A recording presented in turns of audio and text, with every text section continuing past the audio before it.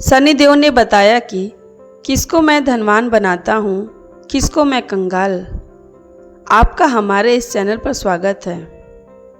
हे सनी देओल भगवान, जो भी भक्त आज इस वाणी को सुन रहे हैं उनके जीवन में आपकी कृपा बनी रहे और हर कठिनाई दूर हो। शनिवार को मुख्य रूप से शनि देव का दिन माना जाता है। ऐसी मान्यता है कि इस दिन जो लोग शनि देव की पूजा करते हैं और उनके मंत्रों का जाप करते हैं, उनके घर में सदैव खुशहाली बनी रहती है।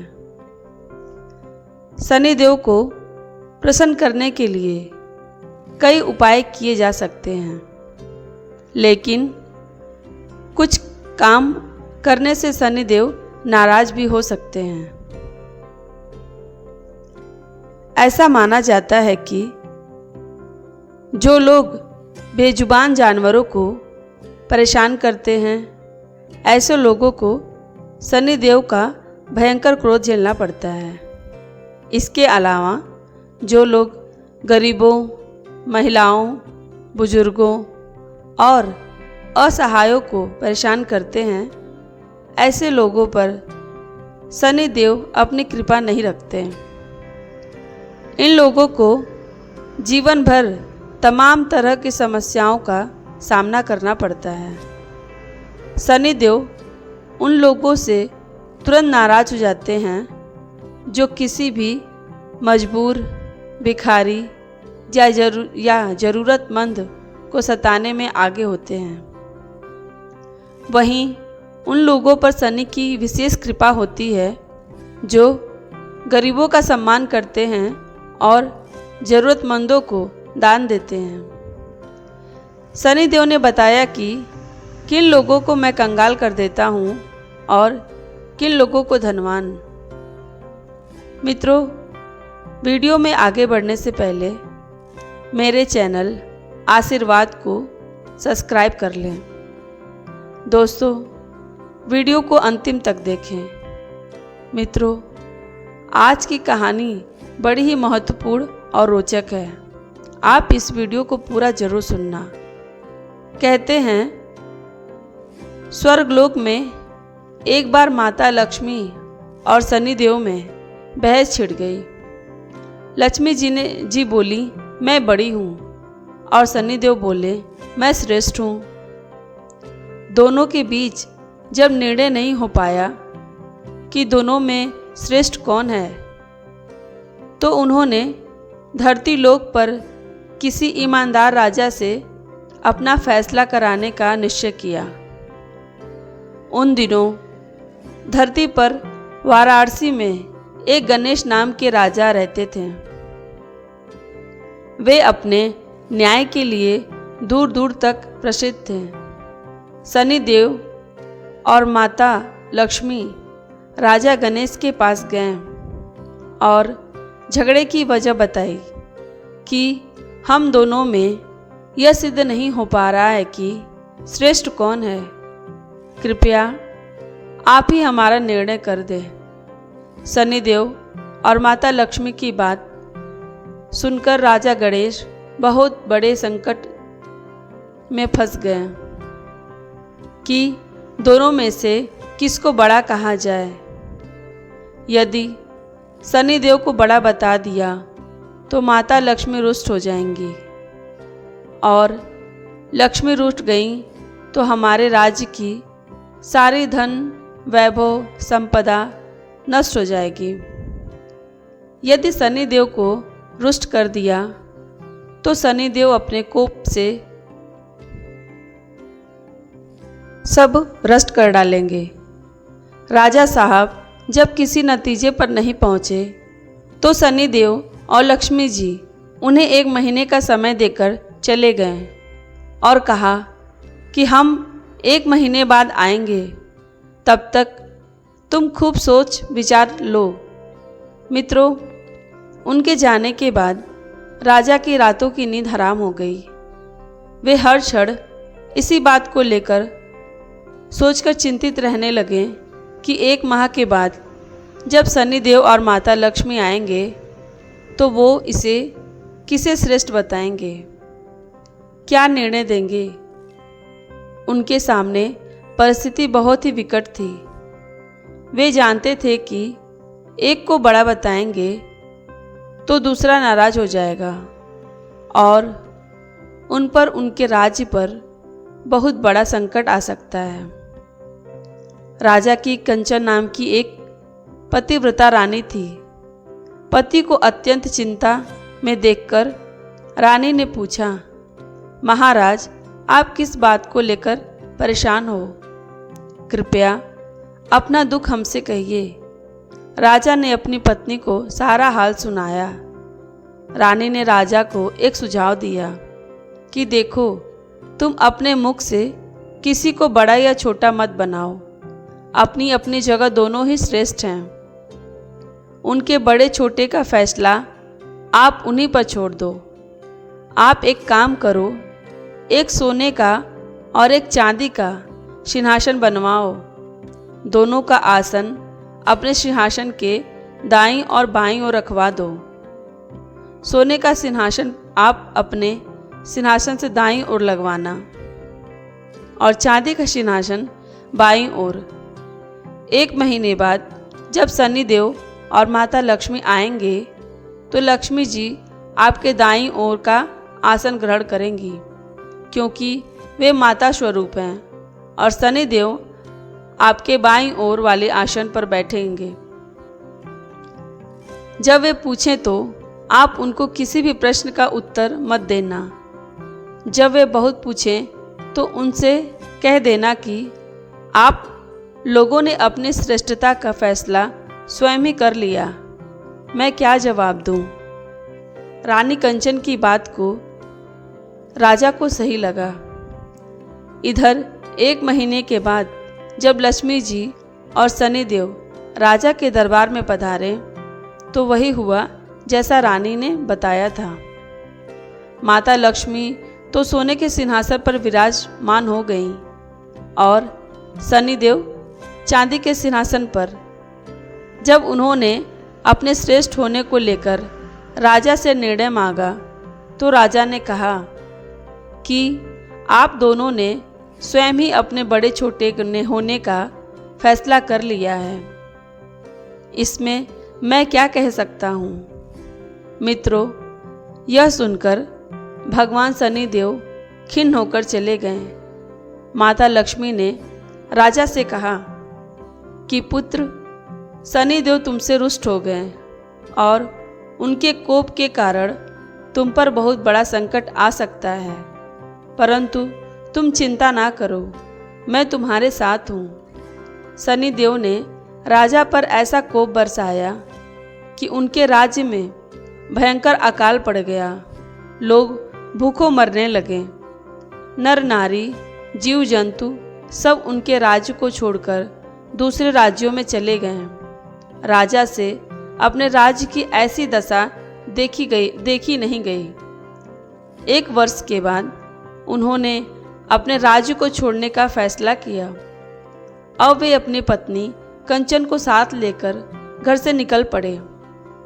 एक पोटली में उन्होंने हीरे, जवाहरात, कुछ जेवर, आभूषण बांध लिए।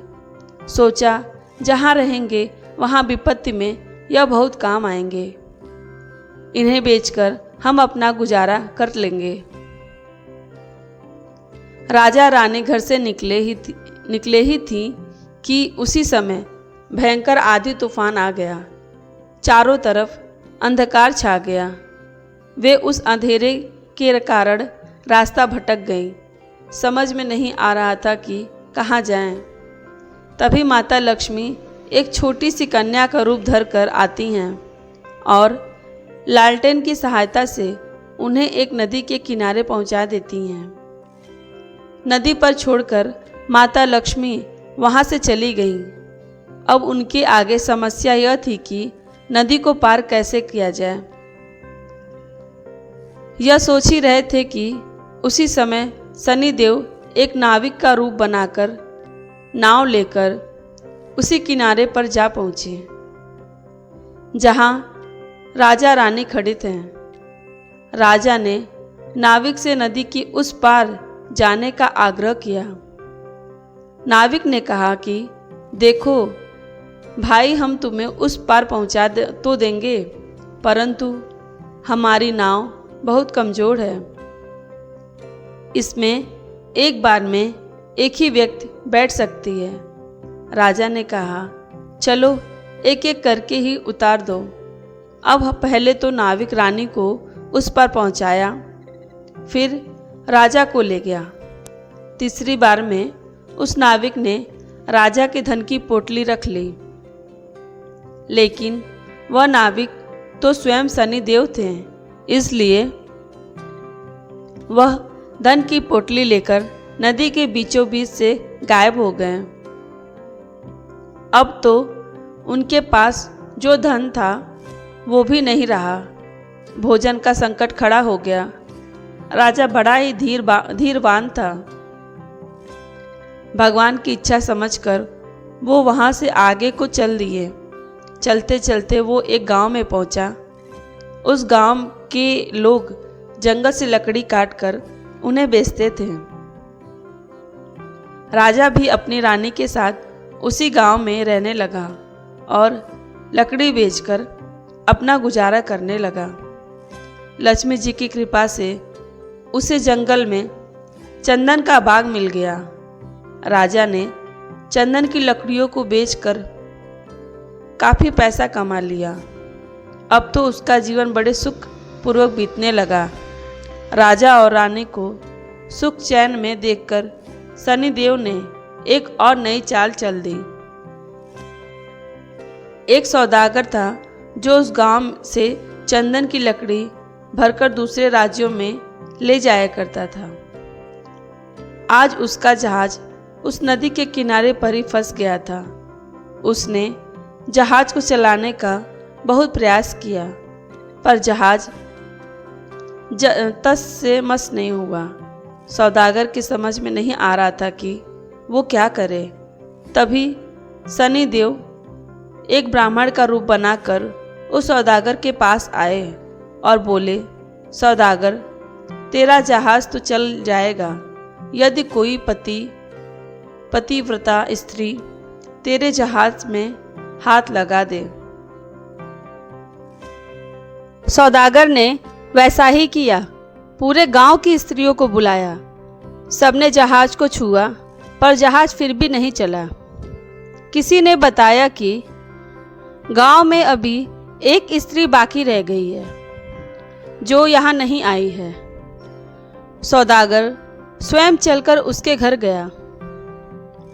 वो स्त्री कोई और नहीं, रानी कंचन थी। सौदागर ने जब रानी के पास निमंत्रण भेजा तो रानी वहाँ जाने से इनकार कर दिए और कहा कि इस समय मेरे पति जंगल में लकड़ी काटने गए हैं। मैं तुम्हारे जहाज के पास नहीं आ सकती। सौदागर के आदमी ने वापस जाकर उसकी सारी बात बता दी। सौदागर समझ गया कि यही औरत पतिव्रता है और यही उसके जहाज को निकाल सकती है। वह शाम को फिर उसके घर गया। उस समय राजा गणेश घर पर ही थे और इसलिए उसने निमंत्रण स्वीकार कर लिया। जब राजा और रानी से कहा कि जहाज छू दे जिससे कि वह निकल सके, तो रानी ने अपने पति के कहने पर जहाज को छू दिया और जहाज हिलने लगा। यह देखकर सौदागर के मन में पाप जाग गया कि क्यों ना मैं इसको अपने साथ ले चलूं। यह स्त्री बहुत सुंदर भी है और यह यदि कहीं जहाज फिर से फंस गया तो इससे छूकर उसे निकलवा दूंगा। यह सोचते ही उसने कंचन को अपने साथ खींच लिया और जहाज लेकर चल दिया। राजा गणेश चिल्लाता रह गया, परंतु उस समय तक जहाज काफी दूर जा चुका था। रानी अत्यंत रूपवती थी। उसको देखकर सौदागर के मन में पाप आ गया। वह उसको अपनी पत्नी बनाने की इच्छा करने लगा। रानी ने सौदागर की छेड़छाड़ से तंग आकर सूर्य देवता से प्रार्थना की कि उसको अपने सती की रक्षा करने के लिए कोढ़ दे दे। उसकी प्रार्थना भगवान सूर्य ने सुन ली। उसी समय रानी के शरीर से कोढ़ फूट गया। वो एकदम से कुरूप रूप वाली हो गई। उसके कुरूप शरीर को देखकर सौदागर उसके पास नहीं जाता था, पर वह हमेशा अपने साथ रखता था। इधर राजा रोते बिलखते नदी किनारे से चल पड़े। वह इसी उम्मीद में थे कि यदि जहाज उस तरफ से गुजरा तो वह अपनी पत्नी को छुड़ा लेंगे। आखिर उसको जहाज का कहीं पता नहीं चला, तो वो नदी के किनारे आश्रम के साधुओं के साथ रहने लगा। अब तो राजा वहाँ पर साधुओं की सेवा करता था, उनकी गायों को चलाता था और गायों के गोबर से उपले बनाता था। वो उपले लक्ष्मी जी की कृपा से सोने के बन जाते थे। इस प्रकार कुछ ही दिनों में उसके पास ढेर सारी सोने की ईंट हो गई। एक दिन वही सौदागर जो राजा की पत्नी को ले गया था, उसका जहाज उसी नदी पर आया। राजा ने सौदागर को पहचान लिया। उसने सौदागर को ईंट दिखाकर कहा, यदि सौदागर उसको साथ ले चले तो वह सोने की ईंट सौदागर को दे देगा। सौदागर ने राजा को पहचान लिया था, परंतु सोने की ईंटों के लालच में उसे अपने पास बिठा लिया। ईंटों को भी जहाज में भरवा लिया। जब जहाज चल पड़ा तो सौदागर ने राजा को नदी में फिकवा दिया। राजा की चीख पुकार रानी ने सुन ली और उसने तुरंत एक तकिया जल में फेंक दिया। उस तकिए के सहारे से राजा एक पुल पर पहुंच गया, जहां आते जाते जहाज़ों से चुंगी ली जाती थी। राजा को वहां के लोगों ने निकाल लिया। उन लोगों ने राजा से पूछा कि वह कौन है और कहां से आया है। तो राजा ने कहा कि वह एक अत्यंत दुखी आदमी है। उसका सब कुछ लुट गया है, उसके पास कुछ भी नहीं बचा। वहां के लोग उसको पकड़कर राजा के पास ले गए। राजा से नौकरी मांगी। राजा ने गणेश को अपने यहाँ बगीचे में माली का काम दे दिया। मित्रों, राजा की एक पुत्री थी। उसके लिए नित्य फूलों का सुंदर गजरा एक मालिन लाती थी। एक दिन राजकुमारी ने मालिन से पूछा कि आजकल गजरे कौन बनाता है? बहुत सुंदर गजरे बनाता है। मालिन ने राजकुमारी को बताया कि एक नौकर नया आया है जो बड़े ही सुंदर गजरे बनाता है। राजकुमारी ने उस नौकर को देखने की इच्छा जताई। जब उसने राजा को देखा तो वह उस पर मोहित हो गई और राजा से ही ब्याह करने की जिद ठान ली। राजा ने बहुत मना किया, परंतु जब राजकुमारी नहीं मानी तो उन्होंने लाचार होकर दोनों का ब्याह कर दिया और जंगल में एक मकान दे दिया। धीरे धीरे समय बीतता चला गया। कुछ दिन बीते तो राजा गणेश ने राजकुमारी से कहा कि ऐसे बेकार बैठे रहकर मेरा मन भी नहीं लगता। तुम अपने पिता से कहो कि मुझे जहाज़ों की चुंगी का ठेका दे दे। राजकुमारी ने अपने पिता से यह प्रस्ताव रखा तो राजा ने भी कहा, ठीक है। अब तो गणेश हर आने जाने वाले जहाज़ों से चुंगी लेता था। इसी प्रकार जब 7 वर्ष बीत गए शनिदेव का प्रभाव खत्म होने को आया। एक दिन सौदागर का जहाज वहीं से निकला तो गणेश ने उस जहाज को रोका और उसे आगे जाने से रोक दिया। सौदागर को यह देखकर बड़ा क्रोध आया। वह तुरंत शिकायत लेकर राजा के पास पहुंचा। राजा ने जब गणेश से पूछा कि वो सौदागर के जहाज को क्यों नहीं जाने दे रहा है, तो गणेश ने बताया कि महाराज, इस सौदागर के पास मेरी सोने की ईंट है, यह मेरी सोने की ईंट नहीं दे रहा। राजा ने कहा, तुम्हारे पास क्या प्रमाण है कि इसके पास जो ईंट है वो आपकी है? तो गणेश ने कहा, महाराज, आप इसे दरबार में सब लोगों के सामने बुलाइए। वे ईंट एक तरफ से जुड़ी हुई है। यदि सौदागर इस ईंट को खोल देता है तो यह सारी ईंट उसकी है। यदि वह ईंट नहीं खोल पाता है तो इन ईंटों को मैं खोलकर दिखाऊंगा। वह ईंटों को दरबार में लाया और सौदागर से कहा गया कि यदि यह तुम्हारी सोने की ईंट है तो तुम खोल दो, और यदि तुम नहीं खोल पाते हो तो ईंट तुमसे ले ली जाएगी। मित्रों, सौदागर शाम तक उन ईंटों को खोलने का प्रयास करता रहा, परंतु उससे एक भी ईंट नहीं खुली। अंत में जब शाम हो गई तो राजा के दामाद गणेश की बारी आई और उन्होंने चंद क्षणों में ही उन ईंटों को खोल दिया।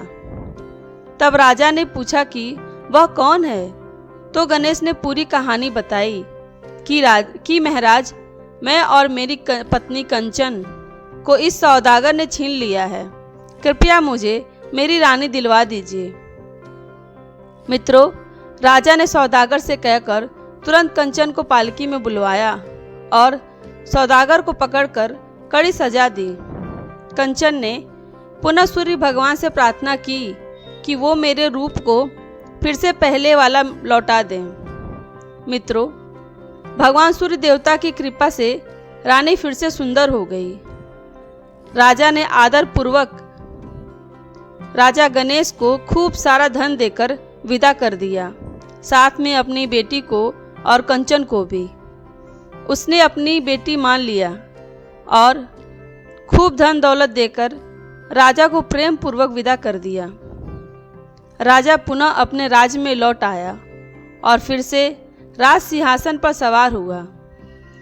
एक दिन शनिदेव ने प्रकट होकर के राजा गणेश से कहा, राजन, हम दोनों ही स्पर्धा तो एक बहाना था।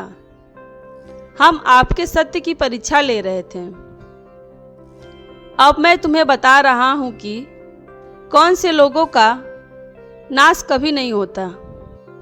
नंबर 1, विपत्ति में भी जो अपने धर्म को और सत्य को ना त्यागे, उसका कभी नाश नहीं होता, अपितु देवता लोग भी उसकी सहायता करते हैं।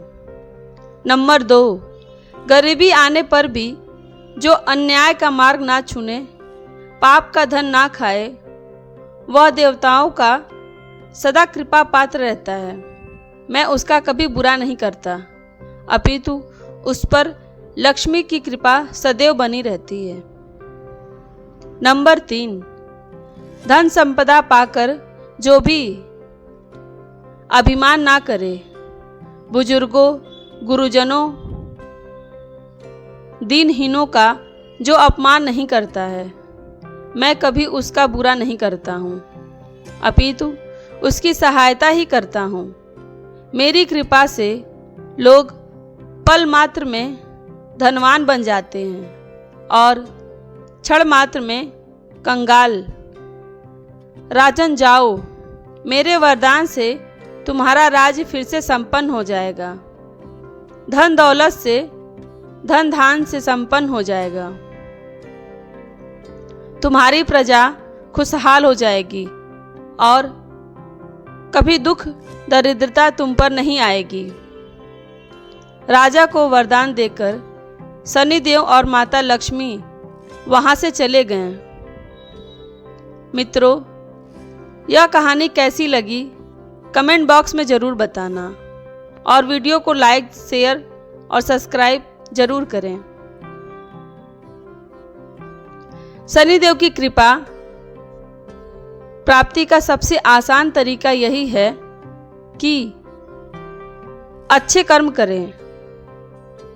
इसी के साथ शनिवार के दिन आप गरीबों व ज़रूरतमंद लोगों में अपनी क्षमता के अनुसार दान कर सकते हैं। साथ में यह भी माना जाता है कि हनुमान जी की आराधना करने वाले भक्तों को भी शनि की बाधा कभी परेशान नहीं करती। शनि देव की कृपा प्राप्ति के लिए आप शनिवार के दिन पीपल के पेड़ में जल अर्पित करके पेड़ के नीचे सरसों के तेल का दीपक भी जला सकते हैं। वीडियो पसंद आए तो कमेंट बॉक्स में जय बजरंग बली जरूर लिखें। धन्यवाद। आपका दिन शुभ हो।